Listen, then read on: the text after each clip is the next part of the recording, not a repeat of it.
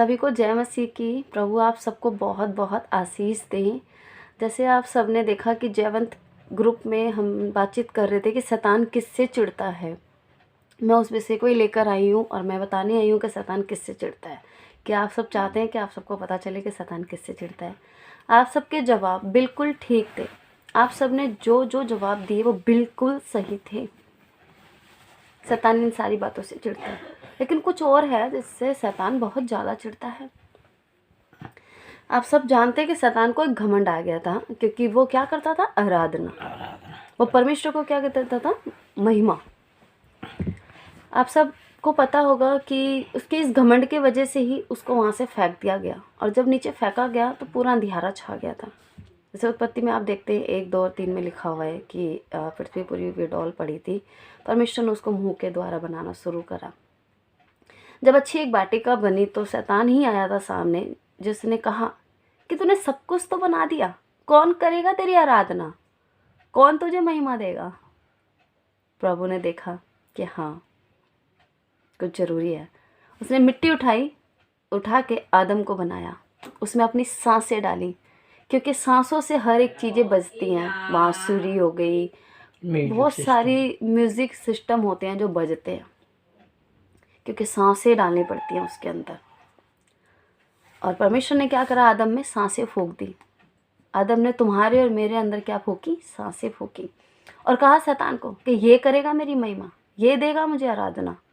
सबसे ज़्यादा शैतान उसी दिन से हम इंसानों से चिढ़ने लगा, क्योंकि हमने शैतान की ड्यूटी हमने ले ली कि हम देंगे अपने परमेश्वर को महिमा, हम देंगे उसको महिमा। हालेलुया। और शैतान उसी दिन से हमारे पीछे पड़ गया कि तुम दोगे आराधना। तभी वो हमारे दिमाग में डालता है, तू मत गा, तू चर्च मत जा, तू मत बजा, तू ये मत कर। वो ज़्यादातर किससे चिढ़ता है? वो चिढ़ता है जो परमेश्वर को महिमा देते हैं, वर्शिप करने वाले लोगों से चिढ़ता है, आराधना करने वाले लोगों से चिढ़ता है, जो सिस्टम बजाते हैं, म्यूज़िक करते हैं, उनसे चिढ़ता है। क्यों? क्योंकि वो काम उसका था, लेकिन अब आज किसके हाथ में है? हमारे। आपको पता होगा पौलुस और सिलास जब जेल में थे तो उन्होंने जोर जोर से परमेश्वर को आराधना देना शुरू करा, इसीलिए जेल के दीवारें टूट गई थी। उन्होंने प्रार्थना नहीं करी थी कि हम प्रार्थना करें, दरवाजे खुल जाएं और हम भाग जाएं। उन्होंने आराधना करी थी, उसकी वजह से दीवारें टूट गई थी।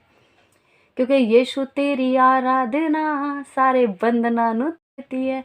उसकी आराधना ही बंधनों को तोड़ती है। गीतों के द्वारा हमने कहा ना, उसकी महिमा करो, हर एक बंधन टूट जाएंगे। जब हम अच्छी आराधना करते हैं, परमेश्वर को अच्छी आराधना देते हैं, तो किसके बंधन टूटते हैं? हमारे। शैतान इस बात से भी चिढ़ता है कि ये गाते हैं और इनके बंधन टूट जाते हैं।